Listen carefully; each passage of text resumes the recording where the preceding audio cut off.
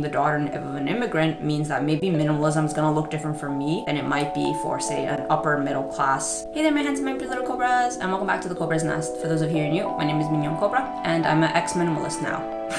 I like that intro. It's catchy. So today's video is going to be looking at minimalism through the immigrant lens, the poverty lens. So without further ado, let's just get into it. Let's go. Woo. So you guys know that I'm currently on a 1-year break from minimalism, so I'm taking this opportunity to kind of examine other aspects of minimalism, kind of looking at the dark side, or I guess negative impacts of minimalism. I'm kind of opening my mind and being more open-minded to like read on this topic and see what other people have to say. And as I've done more research, I'm happy to say that I found more material, which is really good. But essentially, I read an article that was saying that minimalism is an invention of the upper class or the well-to-do, and that it's not suitable for immigrants. And there was a line in the article that just spoke to me, and that was, imagine explaining minimalism to, a child in a third world country. I live in such abundance and decadent that life has become meaningless, and in a reaction to that, I shall shun abundance.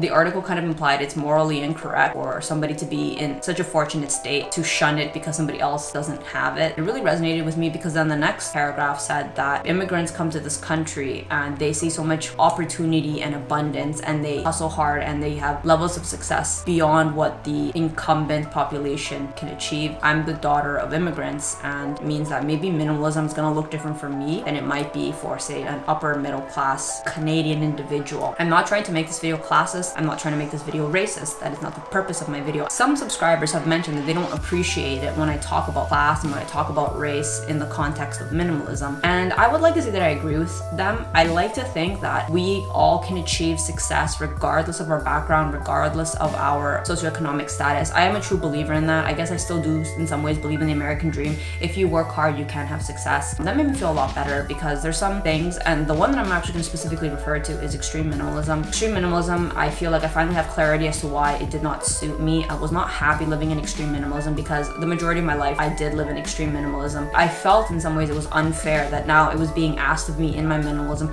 to continue being an extreme minimalist. In some ways, as ironic as it is, the reason that I felt like I was able to practice it for as long as I did was because in some ways it felt like home. So I feel like who I was back then, though, in my hyperconsumption, I did dream of having more. Sorry, it's gonna like make me tear up. I dreamt of living. I think that with the maturity that comes with practicing something for a really long period of time, you kind of realize that it's okay to be happy, and it's okay to want more, and it's okay to want to have an abundance in your life. That was the thing at the core that was eating me alive. I felt like I couldn't have those things because minimalism has just given me so many benefits in my life. How could I turn around and ask for more? But I think that, and I'm not making the excuse that, immigrants are allowed to ask for more and local natives are not. That's not the point that I'm trying to say. I'm just saying that for myself, I feel like I kind of agree with the article that, you know what, if you actually do happen to live in a society that is filled with wealth and opportunity, I actually think we shouldn't feel guilty to go for it to the extent that you feel happy in. If you're not happy pursuing that, I think minimalism is a really good tool to give you that rest that you need, that you don't have to participate in that. But on the flip side, if you'd like to participate, I think it should be okay for you to participate. And I think that that's something that kind of cleared up a lot inside me. And that actually is something, the next point that I want to talk about is this idea of luxury and minimalism. I have touched upon this in my videos about this idea of like, where does luxury fit with minimalism? And I think that I'm not the only one who struggles with this.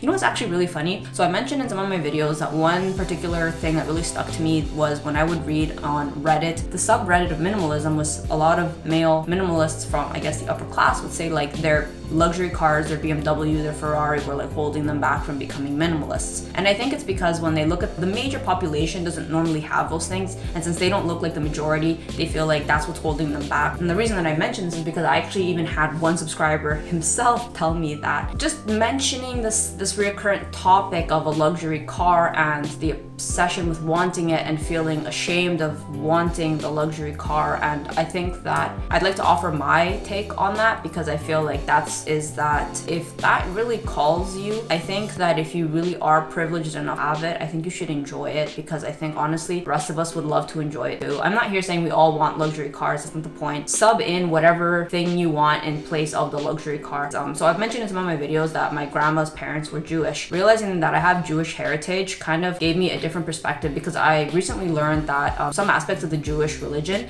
that are quite different from the Catholic religion is that in the Jewish religion, there's not this shame of wanting to accumulate or have a better life. It's actually your responsibility to be a contributing member of society to better your life and the life of your community. And that was like so freeing, because such a concept is not quite the same in Catholicism. In Catholicism, there's a really big emphasis on like the extreme minimalism aspect, which is don't have any worldly possessions, for your kingdom is with the Lord. I feel like if people already have way too much in their life, maybe minimalism serves them differently than it does me, where I feel like I'm coming from the ground zero.